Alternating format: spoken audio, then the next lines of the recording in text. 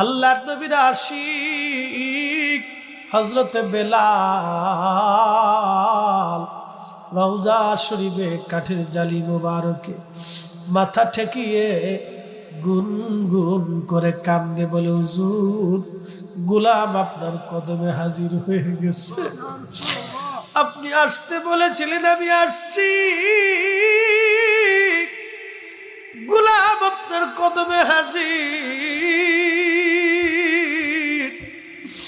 আমি আসছি। আপনি আসতে বলেছিলেন, আমি আসছি।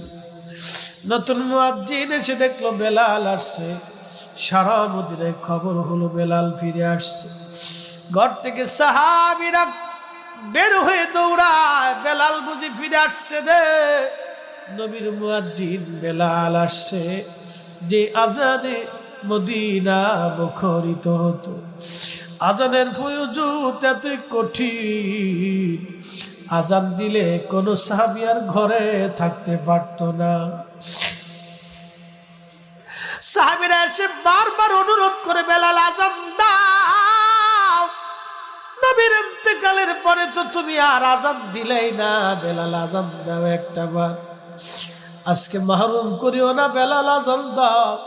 হযরত বেলাল কারো কথাই শুনে না, বলে সাহাবীরা আগে আজান দিলে নবীজি নামাজে আসতো, বলো আমি কারে আজান শোনাবো, কে আজ নামাজে আসবে বলো, আমার আজানে কে নামাজ পড়াবে বলো, আমার আজানে কে নামাজ পড়াবে বলো। সাহাবীরা কাঁদবে আর বলে, না বেলাল আজান, একটা বার আজান দাও, কতদিন হলো তুমি আর আজান দাও না।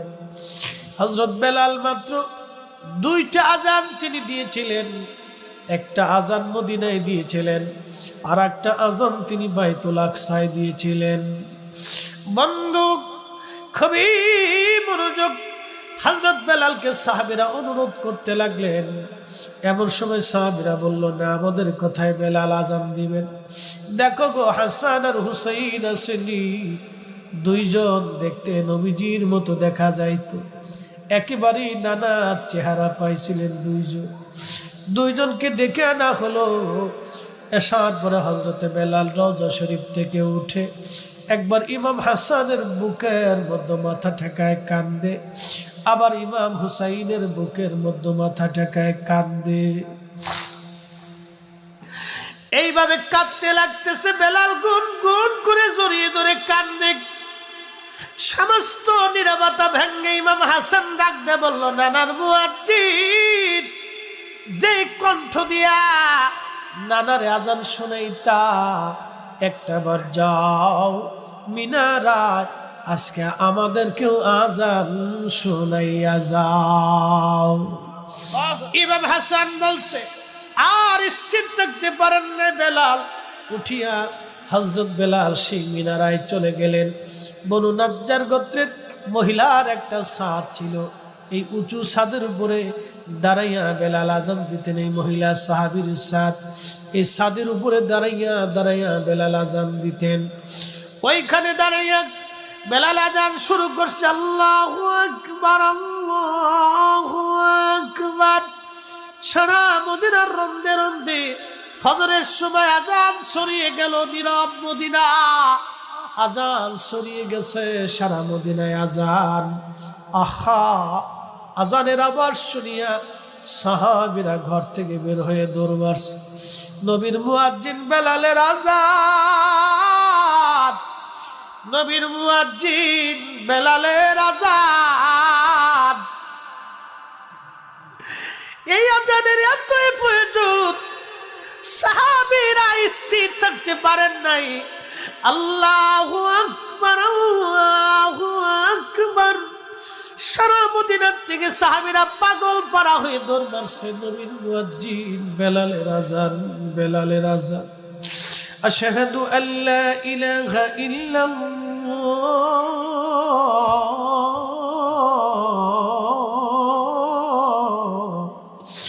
বেলালের আজান শুনিয়া মহিলারা বাচ্চা কাচ্চা নিয়ে ঘর থেকে বের হয়ে দৌড় মারছে। একটা আওয়াজ সারা মদিনায় ছড়ায় গেল, নবী বুঝি ফিরে আসছে রে, নবী বুঝি ফিরে আসছে। ইমাম তাকিউদ্দিন সুবকি আশিফাউস সাকামের মধ্যে লেখেন, সারা মদিনার মধ্যে রব এসে গেল, নবী বুঝি ফিরে আসছে রে, নবী বুঝি ফিরে আসছে রে, নবী বুঝি ফিরে আসছে, নবী বুঝি ফিরে আসছে। আহা, মদিনার এমন কোন সাহাবী নাই গুন গুন করে না কাঁদতেছিল। মহিলারা কাঁদে, ছোট ছোট বাচ্চারা পর্যন্ত কান্না শুরু করে দিয়েছে। সারা মদিনার ভিতরে কান্নার রোল পড়ে গেল। প্রিয় নবীর ইন্তেকালের পরে আজকের তাহাজ্জুদের সময় ফজর রক্তে মদিনার মানুষের কান্না বন্ধ হয় না। এতই কঠিন, বেলালের আজানের ফয়াজ এতই মজবুত, কান্নার বন্ধ হয় না। বেলাল যখন আজান দিল, আশহাদু আন্না মুহাম্মাদার রাসূলুল্লাহ,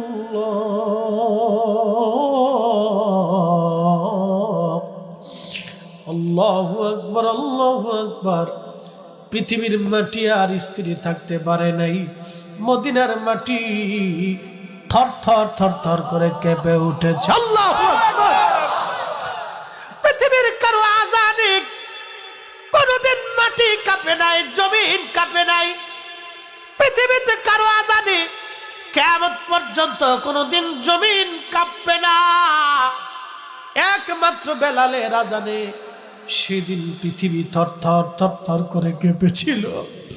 রাসূল প্রেম জমিন পর্যন্ত স্থির থাকতে পারে নাই। নবী প্রেমের এতই কঠিন ফয়েজ, বেলালের আজানের এতই জটিল ভালোবাসা, ওই আজানে এতই ভালোবাসা। আশহাদু আন্না মুহাম্মাদার রাসূলুল্লাহ,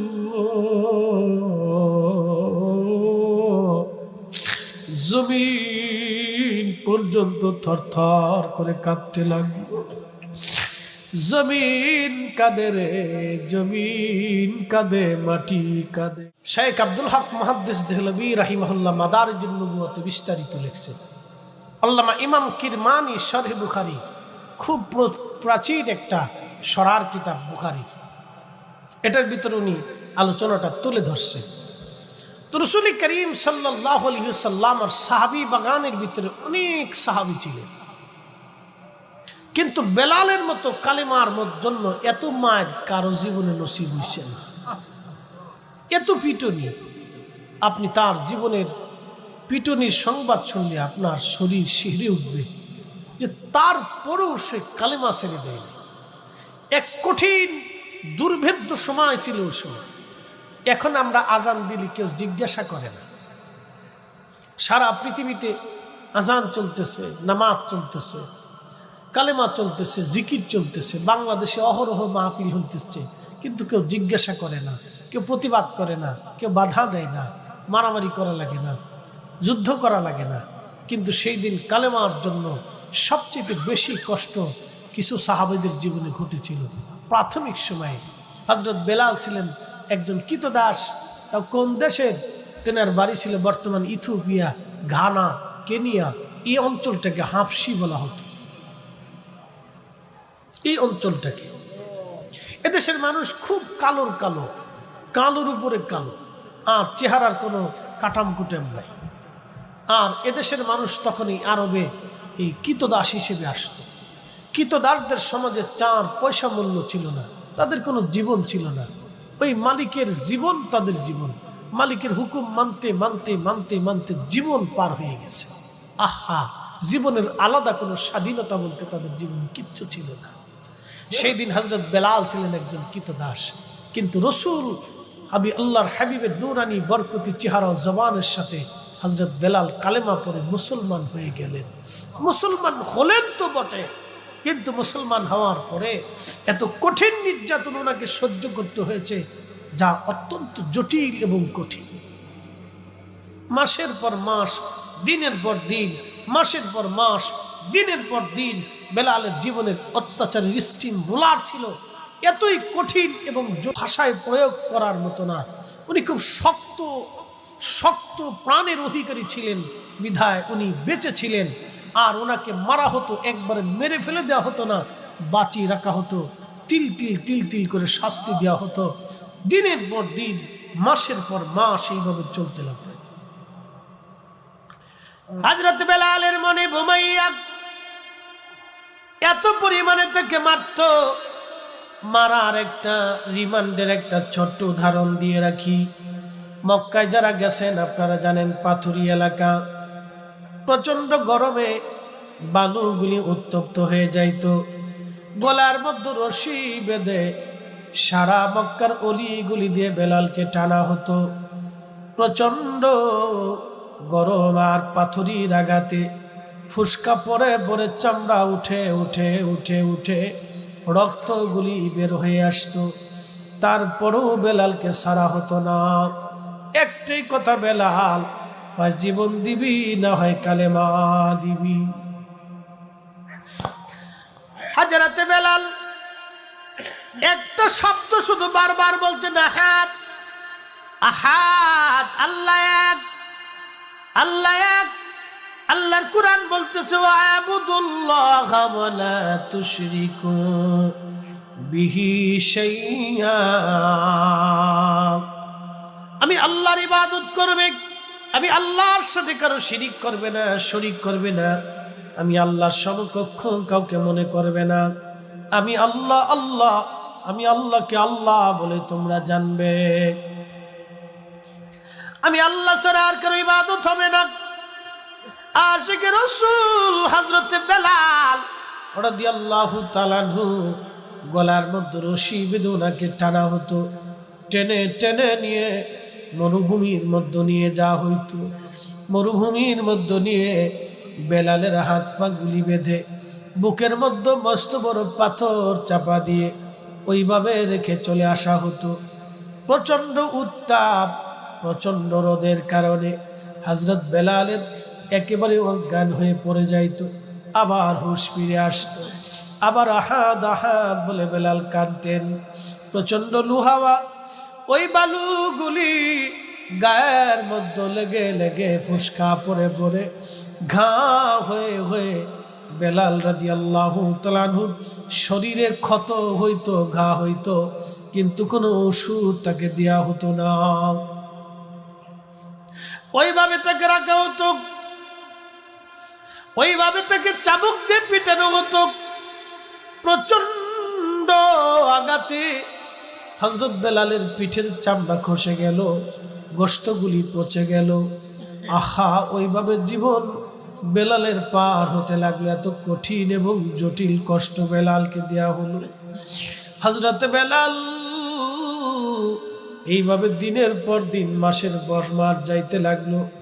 অত্যাচার সহ্য করতে না পারে বেলাল মনিবকে বলল, মনিব আমাকে হয় একবারে জানে মেরে ফেলে দেন, না হয় আপনি আমাকে ছেড়ে দেন। মনিব বলল, বেলাল মুক্ত হতে পারি যদি কালেমা ছেড়ে দিস। বেলাল বলল, মনিব রে, জীবনের সবটুকুন দিয়ে দিব, ইমান আমি দেব না, ইমান আমি দেব না। চিৎকার মেরে জোরে বলেন না ইয়া রাসূলুল্লাহ।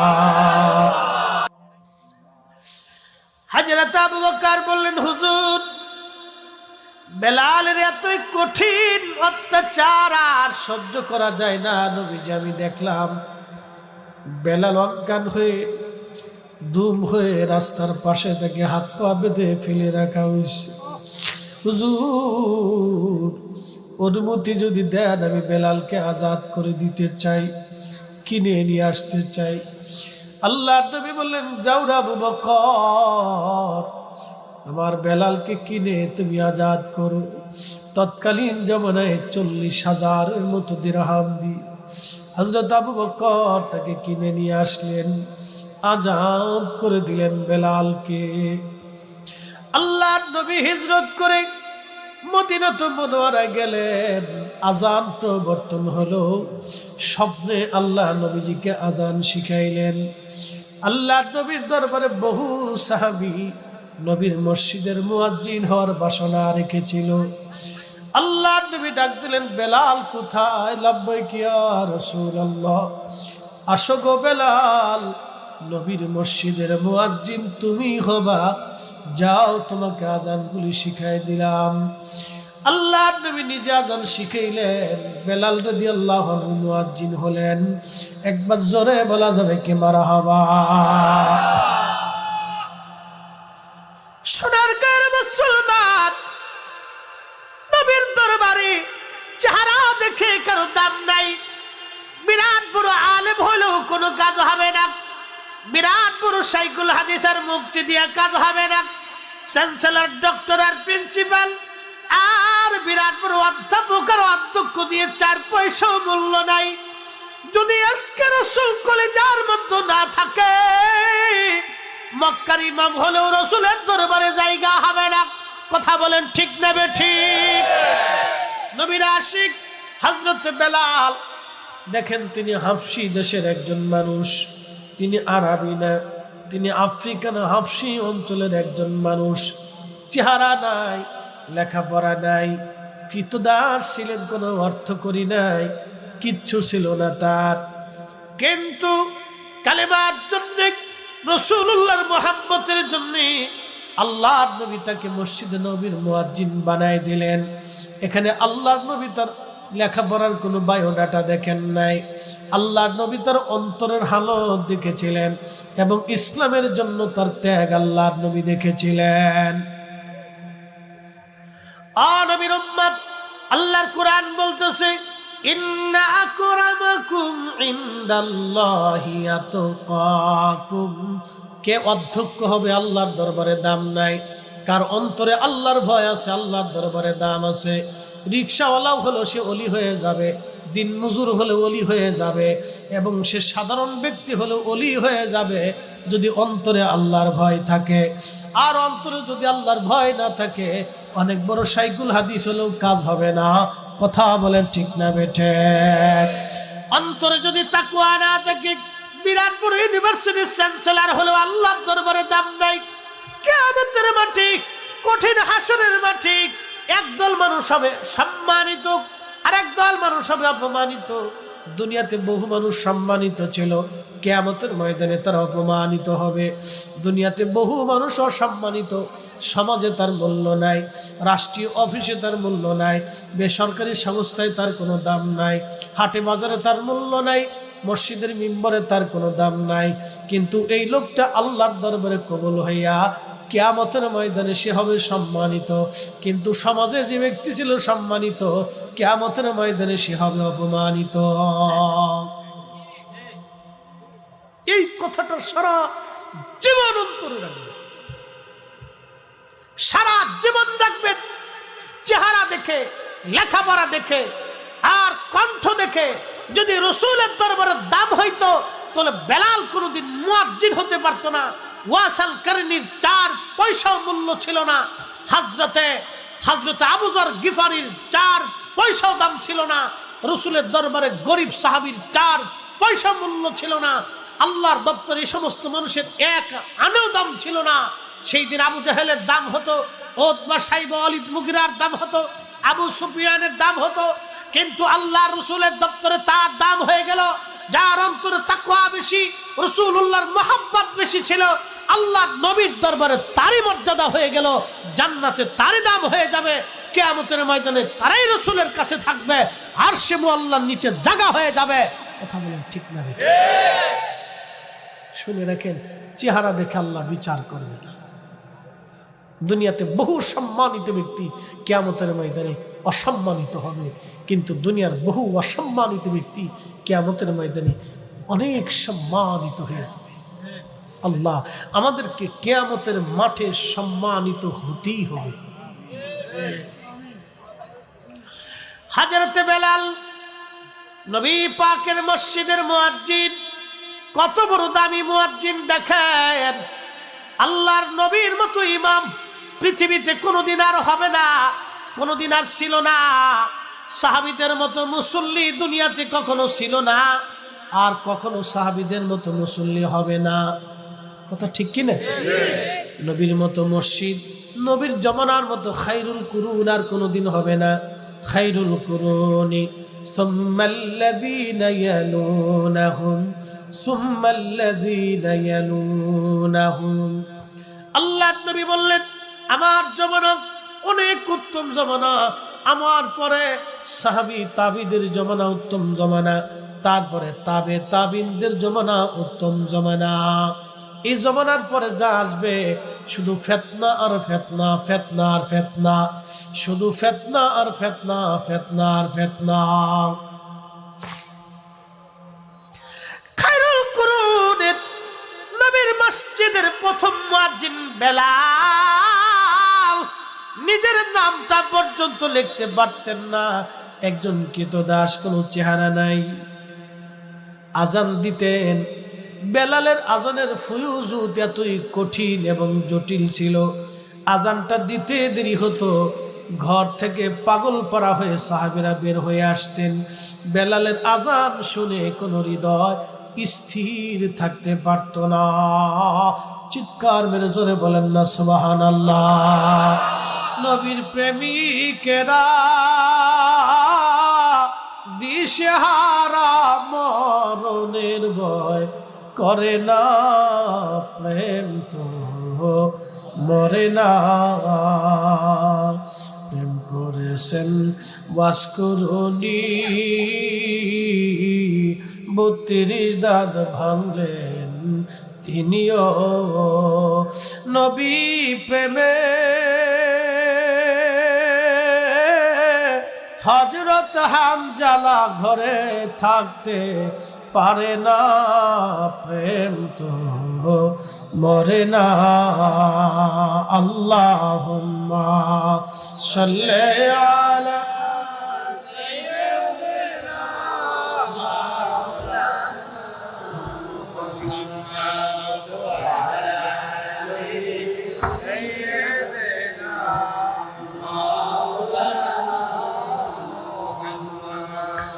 মুসলমান আমার সোনার গাঁওবাসী, আজান দিতে দিতে দিতে দিতে বহুদিন পার হয়ে গেল। বেলালের জীবন 23 বছরের জীবন পার হলো। চিন্তা করেন তো, নবী প্রেমে উস্তুনে হান্নানার মতো মরা কাঠ জিন্দা হয়ে গেল। একটা মরা কাঠ যদি নবী প্রেমে জিন্দা হয়, তাহলে সাহাবীদের কলিজা কি পরিমাণে জিন্দা হয়েছিল। আহা, কি পরিমাণে তারা নবীকে ভালোবাসতো, এত পরিমাণে ভালোবাসতো। আল্লাহর নবী ওযু করতেন, ওযুর পানিগুলি জমিনে পড়তে দিতেন না। অবশিষ্ট পানি পাত্রের মধ্যে থাকলে ওই পানিগুলি নিয়ে সাহাবীরা কারাকারি করত, এতই ভালোবাসতেন। নবীজি থুতু নিক্ষেপ করলে সাহাবীরা ওই থুতুগুলি মাটির ভিতর থেকে উঠিয়ে এনে মুখের মধ্যে মাখতেন। না না, হলো না, আরো জোরে। আজকের যারা শিরিকের ব্যাখ্যা দেয়, রাসূলের মহব্বতের কথা বললে ইয়া নবী সালামু আলাইকা বললে দাঁড়াইলে ওরা দলিল চায়, ওরা দলিল খুঁজে। ওরা যদি ওই সময় জিন্দা থাকতো তাহলে সাহাবীদেরকে বেদাতি বলে ফেলতো। যে সাহাবীরা নবীজির থুতু মোবারক নিয়ে মুখের মধ্যে মাখতো। আল্লাহু আকবার, আমি কি করে আপনাকে বুঝাবো। সাহাবীরা নবীজির ডানে সামনে দিয়ে হাঁটতো না, ডরে যদি বেয়াদবি হয়। আল্লাহর নবী রাসূল করিমের সামনে কথা বলতো না, জোরে যদি বেয়াদবি হয়। সেই সাহাবীরা এত পরিমাণে রাসূলকে ভালোবাসতো, জীবনের সব কিছু উজাড় করে দিয়ে সাহাবীরা ভালোবাসতো। আমি সেই নবীর সাহাবীদের কথা বলতেছি। তার মধ্যে একজন সাহাবী, তার নাম বেলাল। হাই হাই, এত পরিমাণে ভালোবাসলেন নবীকে। আল্লাহর নবীর ইন্তেকালের সময় ঘনিয়ে গেল। বর্তমানে যদি যান মসজিদে নববী, আল্লাহর নবীর রওজা মুবারক পশ্চিম কিবলামুখী হয়ে বাম পাশে দেখবেন একটা দরওয়াজা, দরজার নাম বাবে জিব্রাইল। এই দরজা দিয়ে জিব্রাইল আমিন আসতেন। আল্লাহর হাবিবের ইন্তেকালের সময় ঘনিয়ে গেল। এমন সময় জিব্রাইল আর আজরাইল দুইজন আসলেন। সালাম দিলেন। নবীজি সালামের জবাব দিলেন, দুইজন ভিতরে ঢুকলেন। আল্লাহর হাবিবের সামনে যে চুপচাপ বসে গেলেন। জিব্রাইল বলেন, ইয়া রাসূলুল্লাহ, আল্লাহর পক্ষ থেকে মালাকুল মউত আসছে আপনার সঙ্গে কথা বলার জন্য। যদি অনুমতি দেন মালাকুল মউত আপনার সঙ্গে কথা বলবে।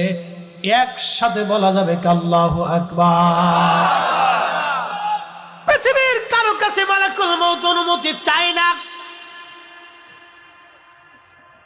মালাকুল মউত সালাম দিলেন, ডেকে বলেন, ইয়া রাসূলুল্লাহ, নবীজি অনুমতি যদি দেন, আল্লাহর পক্ষ থেকে আমার উপরে ফরমান, আপনি অনুমতি দিলে আমি আপনার জান কবজ করে আল্লাহর দরবারে নিয়ে যাব। আর যদি অনুমতি না দেন, আমি আপনাকে রেখে দিয়ে ফিরে চলে যাব। আপনার যতদিন মন চায় ততদিন উম্মতের মাঝেই থাকবেন।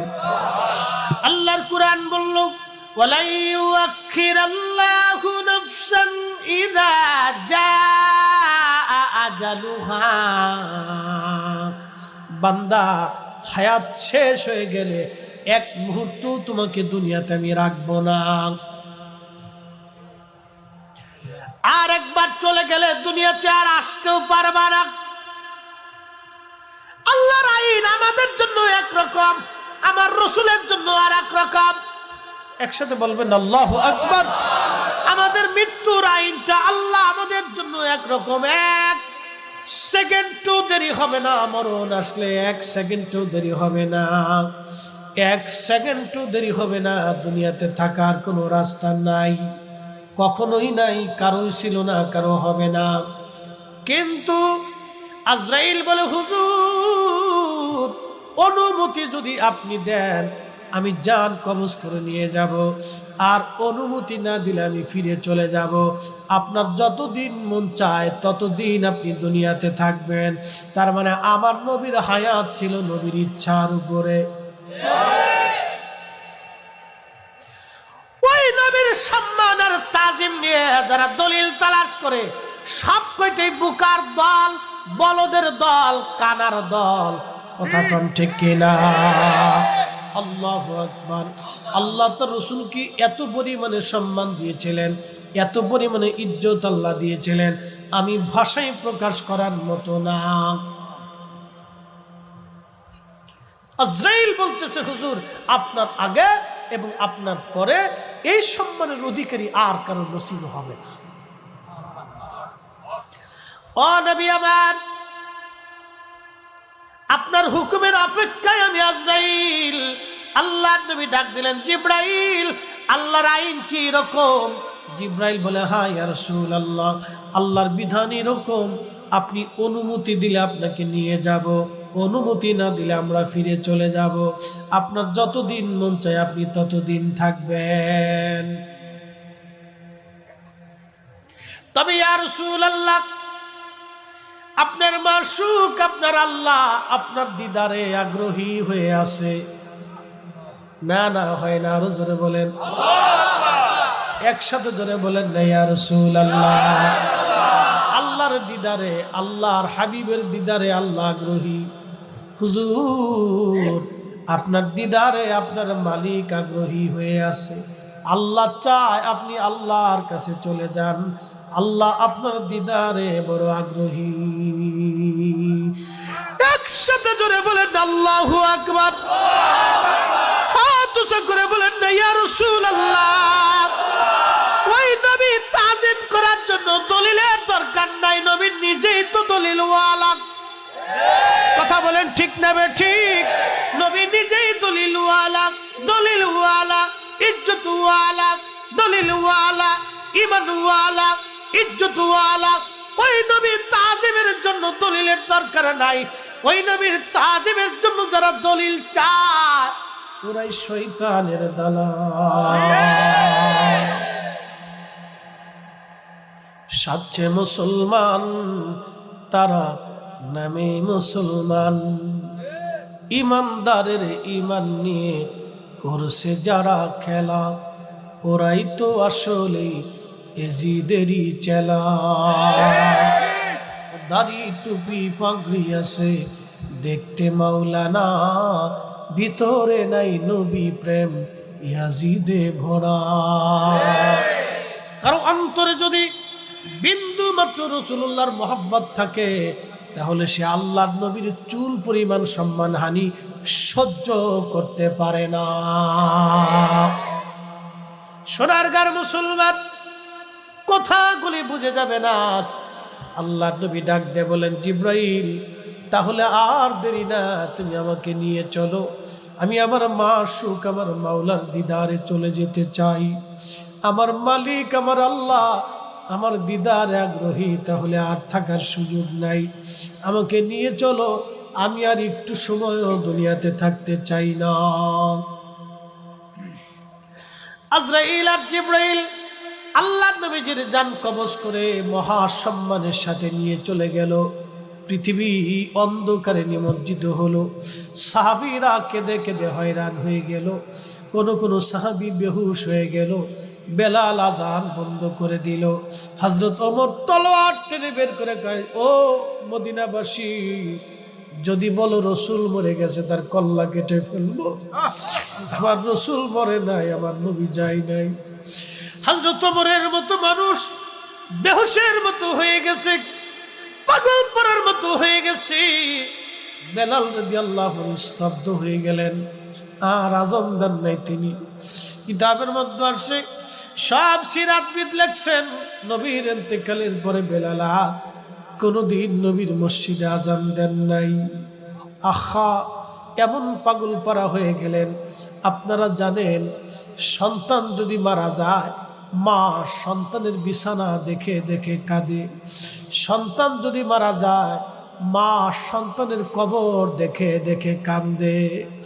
দেখবেন সবাই যখন ঘরের মধ্যে ঘুমায়, মা কবরের দিকে তাকায়, দূরে বসে বসে মা কাঁদতে থাকে।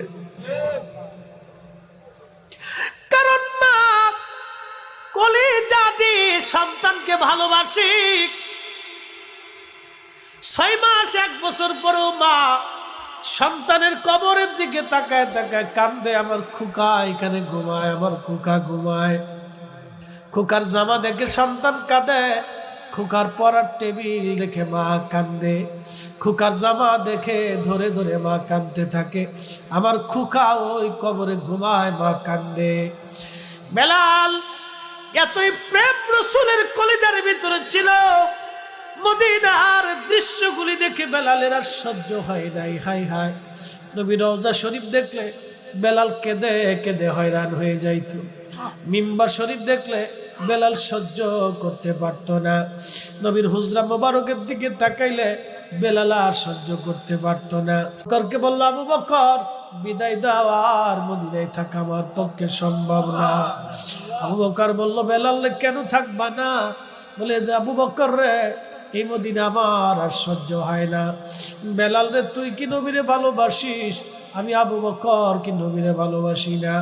বলে, আবু বকর রে, তোমরাও ভালোবাসো নবীজির সুন্দর নবীজির দৃশ্যগুলি দেখলে, স্মৃতিগুলি দেখলে তোমরা সহ্য করতে পারো, কিন্তু আমি বেলাল যখন রওজা শরীফের দিকে তাকাই, আমার কলিজা ফেটে আসে, আমি সহ্য করতে পারি না। আপনি দেখবেন কত হাজি মদিনাতুল মুনাওয়ারায় যখন যায়, সবুজ মিনারার দিকে নজর পড়ার সঙ্গে সঙ্গে হাজি ফেল ফেল ফেল ফেল করে কেঁদে ফেলে। রওজা শরীফ দেখলে হাজি আর সহ্য করতে পারে না, চোখের পানি ফেলে ফেলে কাঁদতে থাকে। আমি দেখছি অনেক হাজি রওজা শরীফ থেকে বিদায় নেওয়ার সময় পাগলের মতো কাঁদতে থাকে, সহ্য করতে পারে না। রাসূল কারীমের রওজা শরীফ থেকে বিদায় নিয়ে আসবে, হাজির কলিজা আর সহ্য হয় না। এই হাজিরা কলিজা দিয়ে নবীরে ভালোবাসি। আবার বহু হাজি দেখছি রওজা দেখে সালাম দেয়, কোনো অনুভূতি নাই।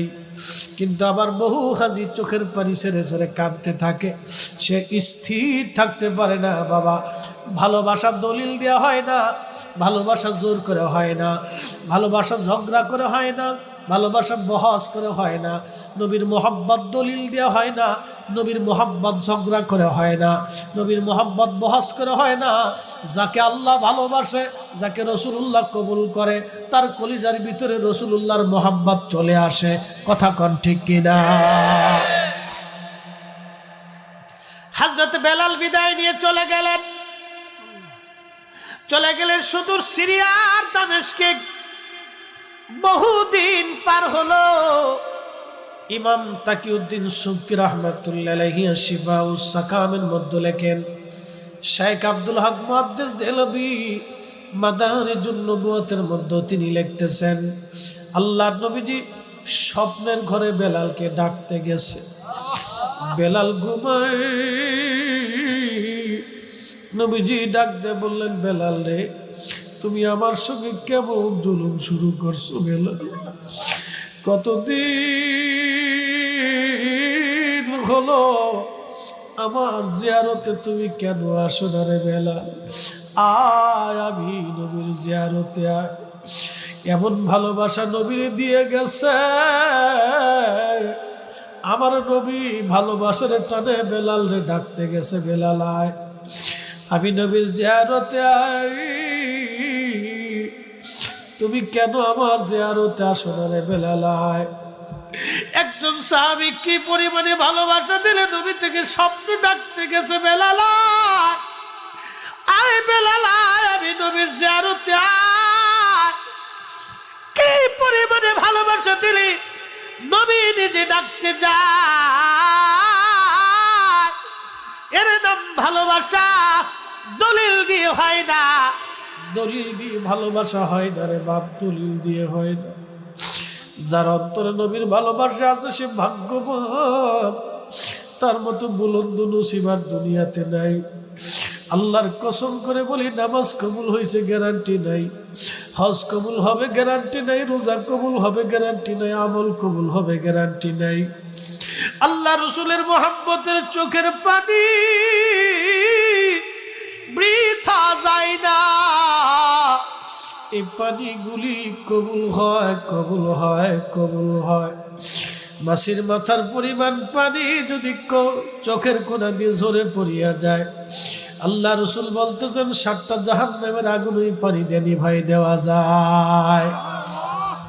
হে রাসূল, তোমায় ভালোবাসি, অন্তরে শুধু, মুখে নয়, জান্নাতের আশা নয় হে রাসূল, জাহান্নাম কেউ ডরি না। তোমায় পাওয়ার আশায় মানুষ উঠে যায় মদিনা, তোমায় পাওয়ার আশায় মানুষ উঠে যায় মদিনায়। এ আশিক দিদার দাও না, আর দূরে থাকিও না। এ আশিক দিদার দাও না, আর দূরে থাকিও না।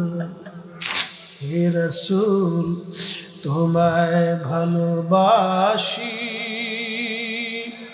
অন্তরে শুধু, মুখে নয়, জান্নাতের আশা নয় হে রাসূল, জাহান্নাম কেউ ডরি না।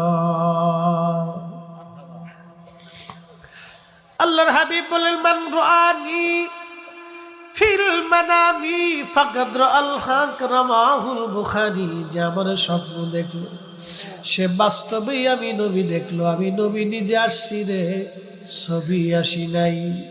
আমি নবী নিজে আসছি, নবী স্বপ্ন দেখা দিয়েছে বাস্তব। নবী নিজে আসছে, নবী সরাসরি আসে। নবী উম্মতের সঙ্গে স্বপ্নে কথা বলে যায়। চিৎকার মেরে জোরে বলেন আল্লাহু আকবার। এর অর্থ হচ্ছে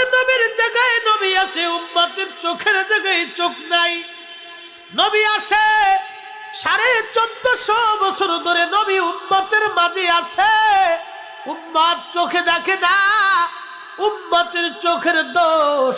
যারা বলে নবী আসে না, নবী দেখতে পারে না, নবীর ক্ষমতা নাই, সব ঈমানওয়ালা কানা, ঈমানওয়ালা কানা। ওরা কখনো সুন্নি মুসলমান হতে পারে না। কথা কোন ঠিক কিনা? আল্লাহর নবী স্বপ্নে আসলেন বেলাল, স্বপ্ন দেখিয়া বেলাল আর স্থির থাকতে পারেন নাই। সুদূর সিরিয়া টু মদিনা বহু দূরের রাস্তা, তৎকালীন জমানা আসাটা সহজ ছিল না। হযরত বেলাল রওনা হয়ে গেলেন সুদূর সিরিয়া থেকে পাগল পাড়া হয়ে। আর সিরিয়ায় থাকা যাবে না, আমার রাসূল আমারে ডাকছে, আমার রাসূল আমারে ডাকছে। সুদূর সিরিয়া থেকে পাগল পাড়া হয়ে নবীরে পাগল রওজা শরীফে চলে আসলেন। তখন কাঠের জালি দিয়ে রওজা মোবারক ঘিরে রাখা ছিল। আল্লাহর নবীর আশিক হযরত বেলাল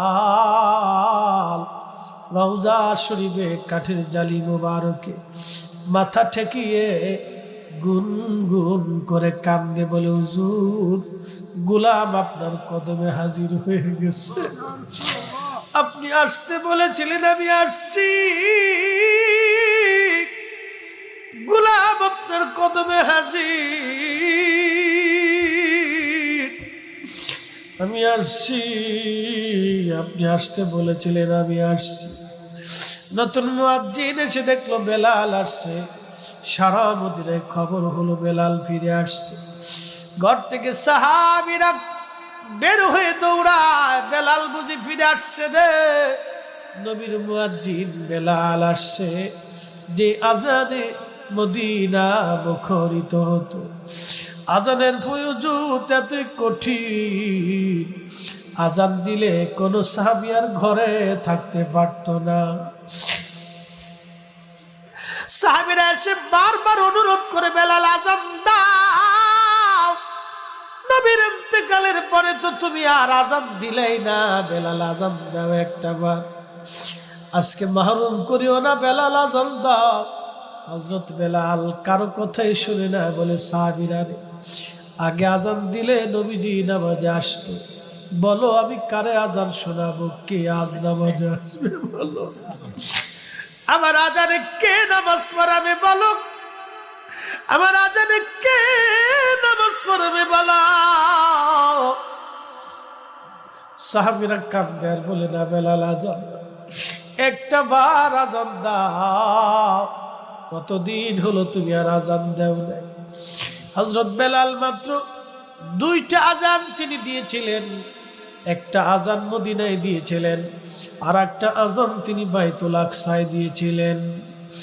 বন্ধু খুবই মনোযোগ, হযরত বেলালকে সাহাবীরা অনুরোধ করতে লাগলেন।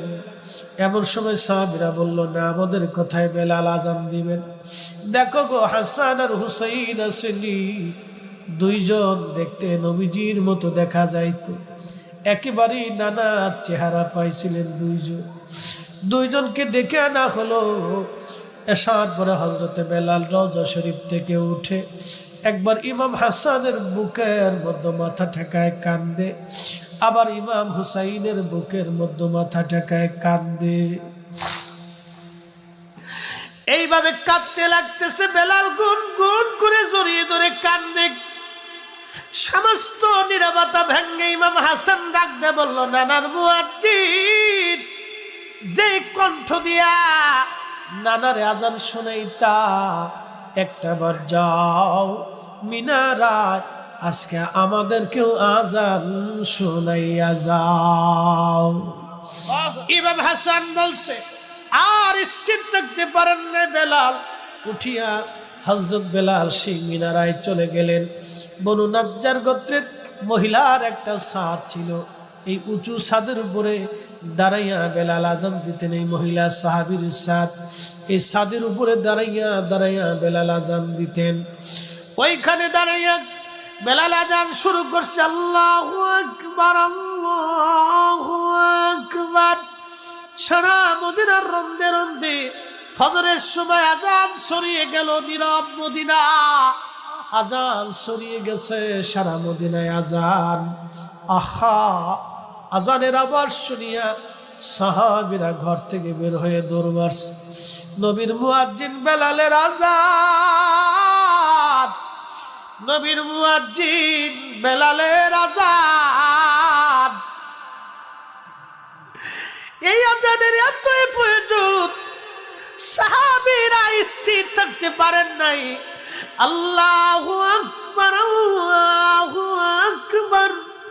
সারা মদিনার থেকে সাহাবীরা পাগল পারা হয়ে দৌড় মারছে। নবীর মুয়াজ্জিন বেলালের আজান, বেলালের আজান। আশহাদু আল্লা ইলাহা ইল্লাল্লাহ।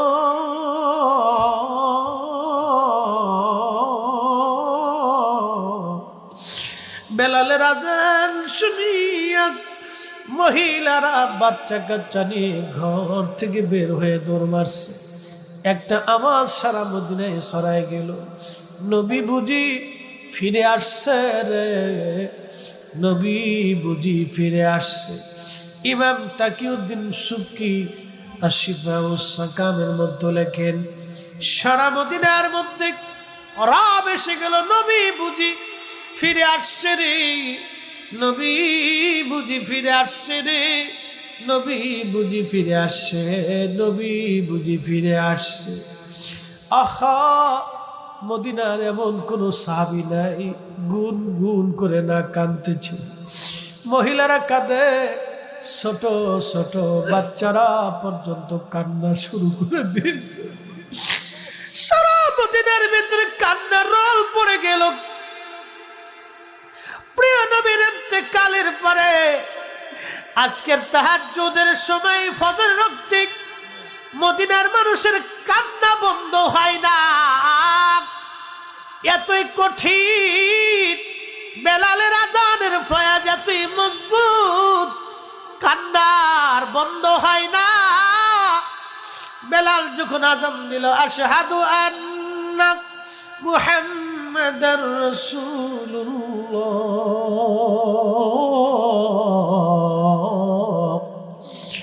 আল্লাহু আকবার, আল্লাহু আকবার।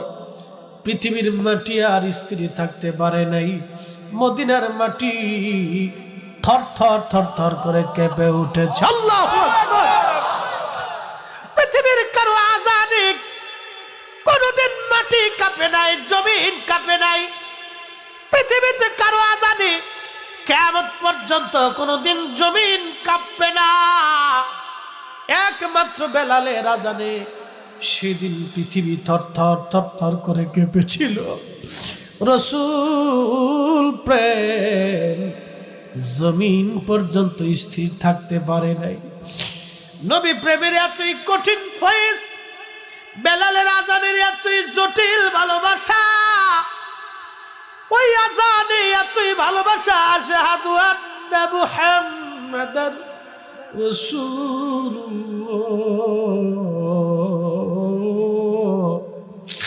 জমিন পর্যন্ত থরথর করে কাঁপতে লাগলো। জমিন কাঁদে রে, জমিন কাঁদে, মাটি কাঁদে। বেলালের মতো আশিক যদি আমরা হইতাম,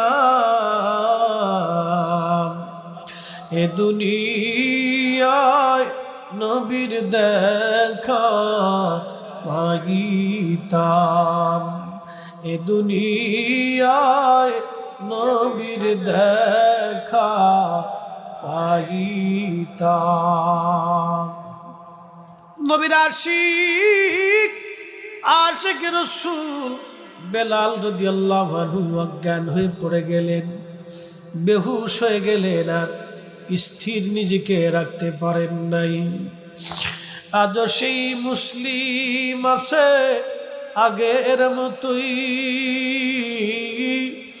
আবু বকর ওমর আলী নেই।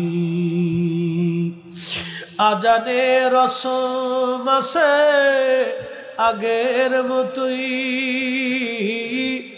আজানের রসম আছে আগের মতোই, বেলালের মতো মুয়াজ্জিন নেই। আজও সেই কোরআনের পাঠক আছে আগের মতোই, আবু বকরের মতো পাঠক নেই।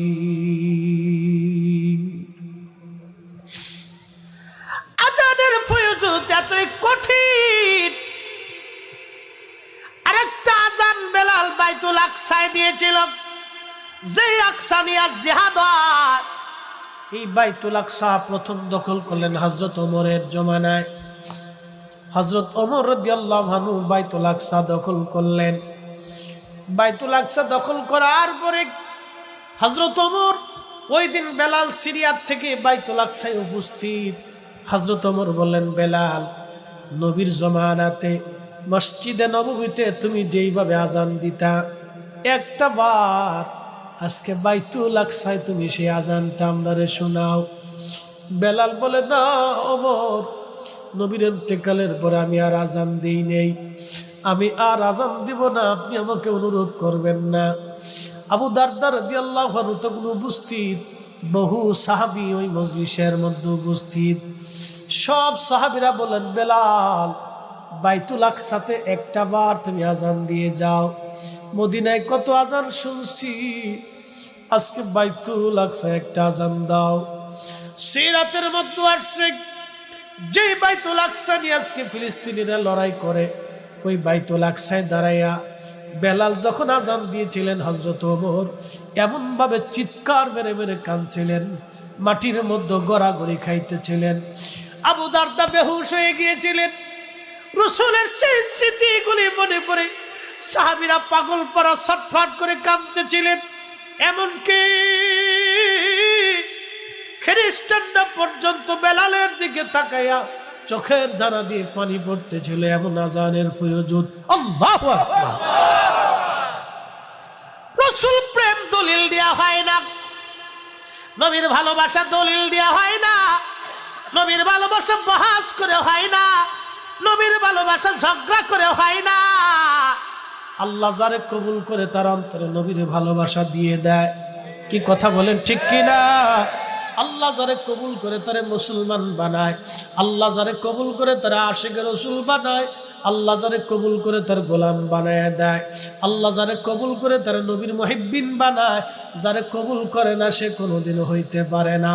বাজানো অনেক বড় বড় আলেম মদিনাতে দেখবেন, বিরাট বড় বড় শায়েখ রওজা শরীফের পাশে এমন ভাবে দাঁড়ায় যেন আল্লাহর নবী ওর ছোট ভাই, ওর বড় ভাই। আল্লাহর নবীরে তারা কিছুই মনে করে না। কিন্তু আমাদের দেশের হাজিরা যখন মক্কা মদিনায় যায়, আল্লাহর নবী রওজা মোবারক দেখলে স্থির থাকতে পারে না, থরথর থরথর করে কাঁপে আর কাঁদতে থাকে। কথা কোন ঠিক কিনা? আরে হুজুর গাউসে পাকের মতো এত বড় ওলি রাসূলের রওজা মোবারকের সামনে পাগল পারা হয়ে থাকতেন। ইমাম মালিকের মতো এত বড় ইমাম জীবনে কোনোদিন মদিনায় জুতা স্যান্ডেল পরেন নাই, মদিনার মাটির মধ্যে থুতু ফেলেন নাই, মদিনার হাউদের মধ্যে পায়খানা পেশাব করেন নাই। জিজ্ঞেস করলে বলা হলো, ইমাম মালিক দলিল কি? ইমাম মালিকের একটা দলিল, যেই মাটির মধ্যে রাসূল আমার ঘুমায়, ওই মাটির উপরে আমি কি করে জুতা পরবো, ওই মাটির উপরে কি করে থুতু ফেলবো, ওই মাটির ভিতরে কি করে পায়খানা পেশাব করবো। আমি ইমাম মালিকের পক্ষে কলিজায় সাহস নাই, ওই মাটির মধ্যে আমি থুতু নিক্ষেপ করি, যেই মাটির মধ্যে নবী ঘুমায়। 80 বছরের জীবনে জুতা পরেন নাই, পায়ে মধ্যে ফুসকা পড়লো, হামাগুড়ি গুড়ি দিয়ে দিয়ে হাঁটলেন। আপনার হামাগুড়ি গিরার মধ্যে ফুসকা পরে বলো গড়িয়ে গড়িয়ে হাঁটলেন ইমাম মালিক, গড়িয়ে গড়িয়ে মদিনায় চললেন, তারপরেও জুতা পরেন নাই। আল্লাহর নবীর প্রতি শ্রদ্ধা এবং তাজিম ও ভালোবাসার জন্য আল্লাহর নবী 100 বার ইমাম মালিকের সঙ্গে স্বপ্নে দেখা দিলেন।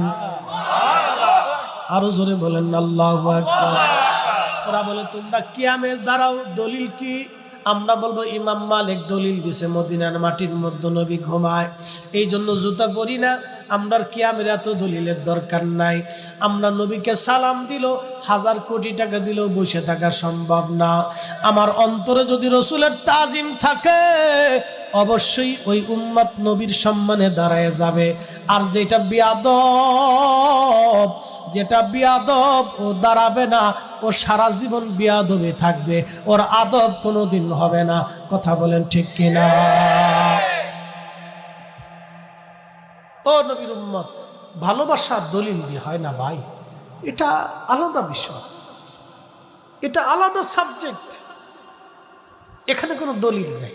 মোহতারাম, সন্তানকে মা ভালোবাসে দলিলে, কথা কেন কেন দলিলে? হাই হাই, এখানে কোনো দলিল নেই। আরে সন্তানের চাইতে বেশি কে ভালোবাসতে হবে, লা ইউমিন, ইমানদারি হবে না। আল্লাহ রাসূল এক বাক্যে বলছে, লা ইউমিন, ইমানের লজ্জা তোমার অন্তরে আসবেই না, হাত্তা আকুনা আহাব্বা ইলাইহি মিন ওয়ালিদিহি ওয়া ওয়ালাদিহি ওয়ান নাসি আজমাইন। শোনেন, একটা মা সন্তানকে কলিজার ভিতর থেকে ভালোবাসে, বাহির থেকে না, একবারে ভিতরের সচ্চা ভালোবাসাটা মা সন্তানকে দেয়। কি কথা বলেন ঠিক কিনা? মা সন্তানকে কলিজার ভিতরের সব ভালোবাসাটা সন্তানের জন্য নির্বাচন করে। আল্লাহ রাসূল বলছে, মা সন্তানকে যেইভাবে কলিজার ভিতর থেকে নিংড়ানো ভালোবাসা দিয়ে থাকে, ওর চাইতেও বেশি ভালোবাসা আমি নবীকে দিতে হবে। যদি দিতে পারো তো ইমানের স্বাদ নিবা। এক কথাই শেষ, 1000 দলিলের দরকার নাই। দলিল বেটে খাওয়াইলেও কেউ বুঝবে না, এক বাক্যে শেষ। মা সন্তানকে কলিজার ভিতর থেকে যেইভাবে ভালোবাসে, তার চাইতে বেশি পরিমাণে রসুলকে আমাদের ভালোবাসতেই হবে। কথা বলে ঠিক কিনা? এই ভালোবাসার দাবি যদি কেউ করে, তো সে মিলাদ কিয়ামের দলিল তার কাছে লাগে না, এই দলিল তার কাছে লাগে না। বুঝতে পারছেন? শোনেন, এগুলি দলিল দিয়ে হয় না বাপ, রসুলের তাসিম দলিল দিয়ে হয় না। শাহ ওলিউল্লাহ মুহাদ্দিস দেহলভী মক্কা থেকে রওনা দিতেন, জুতা খুলে ফেলতেন। তো ছাত্ররা মুরিদরা বলতেছে, হুজুর পায়ে ফুসকা পড়বে, শরীরে ঘা হবে, আপনি রক্তক্ষরণ হবে, মারা যাবেন। শাহ ওলিউল্লাহ মুহাদ্দিস দেহলভী জবাব দিতেন, ছেলেরা তোমরা জানো আমি কার দরবারে যাচ্ছি? তিনি হাবিবুল্লাহ, মাকামে মাহমুদুল্লাহ। হাসরের ময়দানে সমস্ত সৃষ্টিগুলি আল্লাহর সামনে মাথা নত করে থাকবে, শুধু নবীরা মাথা উঁচু করে থাকবে, কিন্তু আল্লাহর কাহারিয়াত দেখে তাদের কপালে ভাঁজ পড়ে যাবে। সূরা তাকাসুরের তাফসীরে আসছে, নবীদের কপালে ভাঁজ পড়ে যাবে চিন্তায় যে আল্লাহর এই কাহারিয়াত কি করে আজকে নিভানো যাবে। আল্লাহ রাগ করে বসেছেন সৃষ্টির প্রতি, এত পরিমাণে রাগ হবে আল্লাহ সৃষ্টির প্রতি, এত পরিমাণে রাগ আল্লাহ যে নবীরা কাহারিয়াত দেখে কপালে ভাঁজ পড়ে যাবে চিন্তা যে আল্লাহকে আজকে কি করে খুশি করা যাবে। সমগ্র সৃষ্টিগুলি থরথর থরথর করে পাগল পারা হয়ে যাবে কোটি কোটি বছর। তারজুল মালাইকাতু ওয়ার রূহু ইলাইহি ফি ইয়াউমিন কানা মিকদারুহু 50000 সানা। আমার এই কথা যদি বুঝে যাবেন, রসুল কি জিনিস আজকে বুঝে যাবেন। এই সোনারগাঁর মুসলমান, সেই দিন আল্লাহর কাহারিয়াত দেখে সৃষ্টিগুলি থরথর থরথর করে কাঁপতে থাকবে উইদাউট মুহাম্মাদুর রাসূলুল্লাহ সাল্লাল্লাহু আলাইহি ওয়াসাল্লাম। আল্লাহ তাকে আরশে মুআল্লার ডান পাশে মাকামে মাহমুদের আসনে আল্লাহ বসাই দেন। ধুত হইছে না, আরো জোরে সুবহানাল্লাহ। আমরা সেই নবীর উম্মত, চুল পরিমাণ রাসূলের ইজ্জতের হানি কেউ করলে আল্লাহর কসম করে বলি মক্কা মদিনার ইমাম হলো মানব না।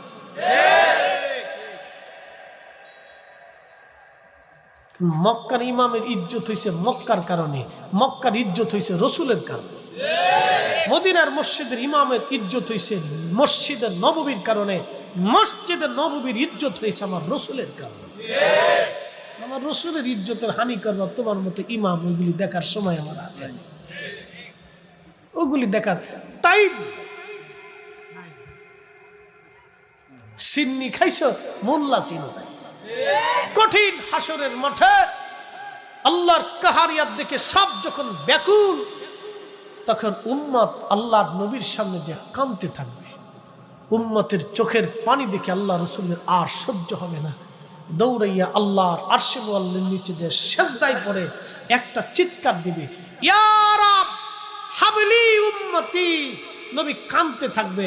শোনেন, লক্ষ লক্ষ বছর হাসর পার হলো, আল্লাহর কাহারিয়াত কমলো না, কিন্তু নবীজির চোখের পানি দেখেই আল্লাহর মায়া লেগে গেছে। জোরে জোরে জোরে জোরে জোরে জোরে আমার রসুলের চোখের পানির ওজন কথা। আল্লাহ নবীর কান্না দেখে আল্লাহ ডাক দিবে, হাবিব মাথা উঠান, আমি ওয়াদা করছিলাম ওয়ালা সাউফা ইউতিকা রাব্বুকা ফাতারদা। কান